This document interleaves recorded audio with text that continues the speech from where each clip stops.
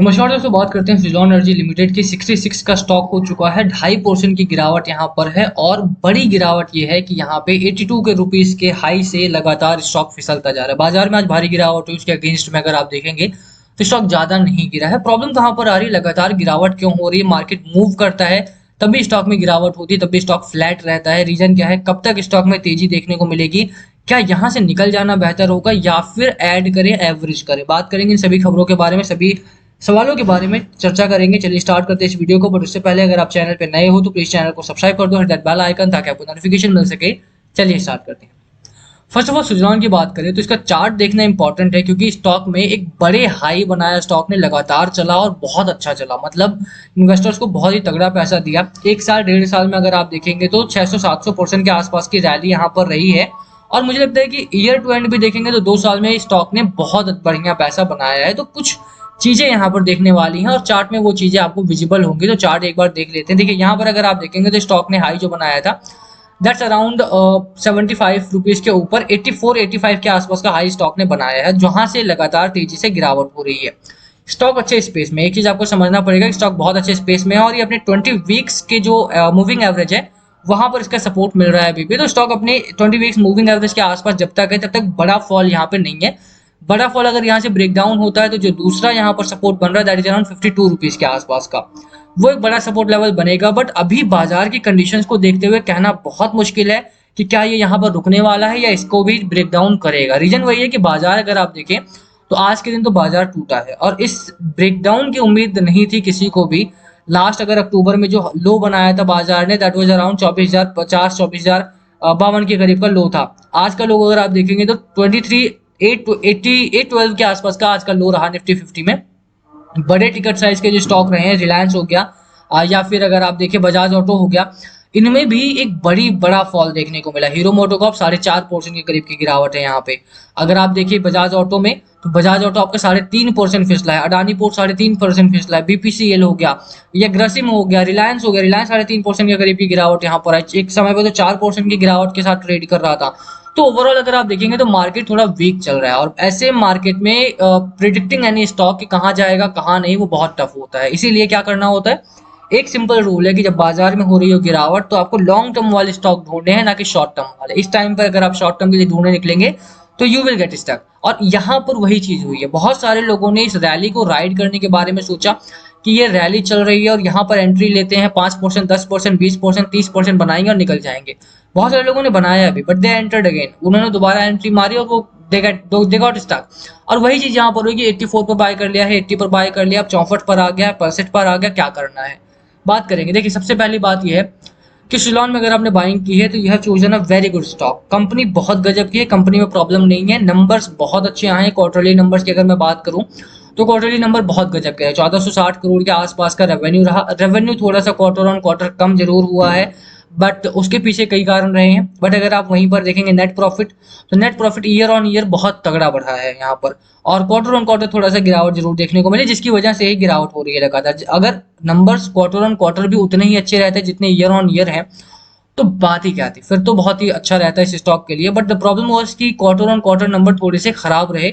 But year on year मैं देख रहा हूँ यहाँ पे तो 811 करोड़ का रेवेन्यू से बढ़ करके 1460 करोड़ का रेवेन्यू आया है। और वहीं पर अगर हम नेट प्रॉफिट देखें तो 83 करोड़ का नेट प्रॉफिट है, जो कि लास्ट ईयर 5.5 करोड़ के लॉस में था। कुछ समय होते हैं, अगर आप साइक्लिकल बिजनेस देखेंगे तो थोड़ा सा समय अंतराल होता है और सितंबर खास तौर पे खराब जाता है थोड़ा सा इसके लिए। तो ओवरऑल मुझे लगता है कि नंबर्स बहुत अच्छे हैं, नंबर्स के ऊपर मुझे डाउट नहीं है। साथ में ही मैं थोड़ी और अच्छी चीजें दिखा दूं आपको। तो इसी क्वार्टर में अगर आप बात करें तो एफआईआई और म्यूचुअल फंड दोनों ने ही खरीदारी अपनी बढ़ाई है। और उसके पीछे का रीजन बताऊंगा मैं क्यों। 21%, 21.5% के आसपास की शेयर होल्डिंग पहले ही एफआईआई के पास थी, वो बढ़ा करके इन्होंने 23.5% से ज्यादा कर दिया, 23.72% कर दिया है। वहीं पर म्यूचुअल फंड की बात करें 3.82% की शेयर होल्डिंग इनके पास थी, जो कि बढ़ा करके 4.14% कर दिया, जो कि काफी बेहतरीन है। अब प्रॉब्लम कहाँ पर है? देखो गिरावट क्यों हो रही है वो छोड़ दो अभी के लिए। अभी आप सोचो कि कंपनी क्या है। कंपनी सुज़लॉन एनर्जी है, जो कि विंड एनर्जी में काम करती है। प्रोजेक्ट बहुत गजब के हैं इनके पास। अगर आप प्रोजेक्ट्स की बात करो, इनकी ऑर्डर बुक भरी हुई है। Problem, the only problem is कि ये ओवर वैल्यूड हो चुका है, लगातार खरीदारी यहाँ पर हुई है, चला बहुत है। जैसे मैंने बोला, एक साल के समय अंतराल में इन्होंने 500% 600% का करीब का रिटर्न आपको बना करके दिया है। और 5 वर्षों में अगर आप देखेंगे तो स्टॉक ने करोड़पति तक बनाए हैं। अगर आपने अच्छा अमाउंट लगाया था तो 3 रुपए 4 रुपए पर मिल रहा था, जिसने होल्ड किया है उसको बहुत अच्छा पैसा यहाँ पर बना है। स्टॉक जब 2 रुपए 2.5 रुपए 3 रुपए पर ट्रेड कर रहा था, तब भी मैं वीडियोस करता था, तब भी मैं रिकमेंड करता था कि हाँ ठीक है, इसमें वॉच लिस्ट में रखा जा सकता है, इसको देखा जा सकता है, इसको देखो। बट अभी के लिए अगर आप देखें तो स्टॉक आपका काफी ओवर वैल्यूड हो चुका है। और यहाँ पर जब ओवर वैल्यूड स्टॉक हो जाता है तो मैंने काफी टाइम के लिए बंद भी किया था इसको, कि इसमें अब वैल्यू नहीं बची है, मैंने इसको बोलना बंद कर दिया, इसका वीडियो करना बंद कर दिया। आप मेरी प्लेलिस्ट जाकर के देखेंगे तो मैंने सुज़लॉन के ऊपर बहुत टाइम से वीडियो नहीं किया है, अनटिल अनलेस कोई गिरा हो, बड़ी गिरावट आई हो, तब तक के लिए। अभी के लिए अगर आप देखिए प्रॉब्लम क्या है, तो प्रॉब्लम एक ही है कि मार्केट में प्रेशर है और यहाँ पर ओवर वेट हो चुका था स्टॉक, आपका ओवर वैल्यूड हो चुका था, तो गिरावट आनी तय थी। अब 66 रुपीज के आसपास आकर के यहाँ पर इस लेवल पर आकर के सपोर्ट ले रहा है। लेट्स सी कि क्या होता है अगर मार्केट संभलता है, खरीदार यहाँ पर है, ऐसा नहीं जैसा मैंने दिखाया एफआईआई बाय कर रहे हैं, म्यूचुअल फंड बाय कर रहे हैं, तो ऐसा नहीं कि बाइंग नहीं हो रही है।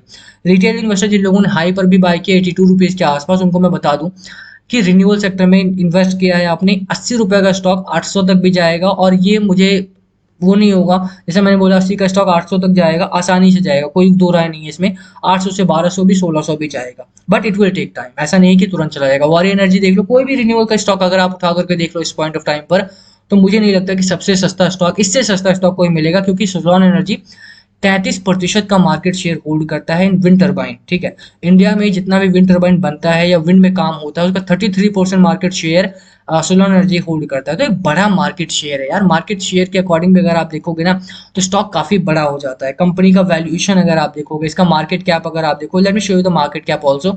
यहाँ पर अगर आप आओगे नीचे तो 90,000 करोड़ के आसपास का मार्केट कैप है। ठीक है, कंपनी बहुत अच्छा कामकाज कर रही है और 1400 करोड़ का रेवेन्यू है। आप वॉरियर एनर्जी का जाकर के देखो, 200-250 करोड़ के आसपास का रेवेन्यू है उस कंपनी का। बहुत सारी रिन्यूएबल एनर्जी की कंपनी आपको मिलेगी जिसका रेवेन्यू भी 200 करोड़ का है, 150 करोड़ का, 180 करोड़ के आसपास का है, और वो कंपनी 1400, 1100, 1200, 800 के आसपास ट्रेड कर रहे हैं। तो सुज़लॉन एनर्जी जो है वो 80 पर भी अंडर वैल्यूड है। बट प्रॉब्लम कहाँ पर है कि जिस हिसाब से इसका प्राइस बढ़ा, उस हिसाब से इसका प्रॉफिटेबिलिटी नहीं बढ़ी है, और यही कारण है कि स्टॉक का जो वैल्यूएशन स्कोर है वो खराब हो चुका है, स्टॉक आपका ओवर वैल्यूड हो चुका है। तो करना क्या है, मेरे पास अगर होता तो मैं होल्ड करता। दो कारणों की वजह से, पहला, कंपनी के अंदर कोई प्रॉब्लम मुझे देखने को नहीं मिलती है, but you have to hold it for a longer period. अब यहाँ से जो ये रैली थी, जो बड़ी रैली यहाँ पर आनी थी, वो थोड़ी सी खत्म हो चुकी है। थोड़े दिन स्टॉक आपका हाइबरनेशन में रहेगा, यानी कि साइडवेज में रहेगा, और उसके बाद फिर निकलेगा। ऐसा नहीं कि निकलेगा नहीं, जैसा मैंने बोला 80 का स्टॉक है, 800 भी जाएगा, वो जाएगा, but it will take time, it will take longer than you have expected. And उसके लिए आपको होल्ड करना पड़ेगा। You have to become an investor. Short term वाला जो ट्रेडर वाला माइंडसेट है उसको निकालना पड़ेगा। मैंने निकाल रखा है, अगर मेरे पास है तो I would hold this company. दो कारणों की वजह से, जैसा मैंने बोला, पहला, कंपनी अच्छी है, कंपनी खराब नहीं है। चार्ट इसलिए खराब हो रखा है या इसलिए गिरावट है क्योंकि पहला तो ओवर वैल्यूड है, और दूसरा मार्केट में प्रेशर है। अब दूसरा कारण क्यों होल्ड करना है, क्योंकि मार्केट में प्रेशर है, और अगर आप इस समय एचडीएफसी बैंक में बाय करोगे तो वो भी गिरेगा। ठीक है, जैसे मैंने दिखाया भैया, बड़े टिकट साइज के स्टॉक भी गिर रहे हैं। हीरो मोटो का पास 4.5% गिरा है। हीरो मोटो का 4800 का स्टॉक है, वो 4% गिर रहा है, तो आपका स्टॉक तो 2% गिरा है मात्र यहाँ पे। तो मुझे लगता है कि कंपैरेटिव एडवांटेज है सुज़लॉन के पास, इसके पास वो अपना यूएसपी है, और यहाँ पर अगर मैं रुकता हूँ तो मेरे लिए यहाँ पर वैल्यू भी है। अभी के लिए बाय करना है तो I would not buy this company, क्योंकि वो क्रूशियल लेवल पर आकर के टिका हुआ है। यहाँ से ब्रेक डाउन करेगा या फिर ऊपर जाएगा, किसी को भी नहीं पता है। तो I would hold for now. मैं थोड़ा वेट करूंगा बाय करने से पहले, क्योंकि मार्केट में जो प्रेशर है वो ओवरहैंग है, वो रुके, वो खत्म हो थोड़ा सा, उसके बाद यहाँ पर बाइंग करना बेहतर रहेगा। अभी के लिए वॉच लिस्ट में रखा जा सकता है, but do not, I would not bye at least.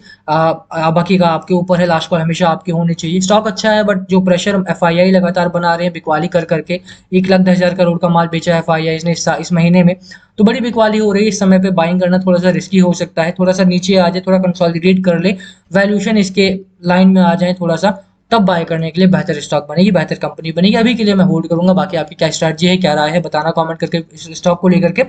Video को यहीं खत्म करेंगे। पसंद आए तो लाइक करना, चैनल पर नए हो तो सब्सक्राइब के बिना मत जाना। Thank you for watching and please comment अगर पूछना हो तो। Thank you and in no way you should take it as a buy sell recommendation. किसी भी बाय सेल करने से पहले अपने फाइनेंशियल एडवाइजर से जरूर बातचीत कर लें तो ज़्यादा बेहतर रहेगा। Thank you.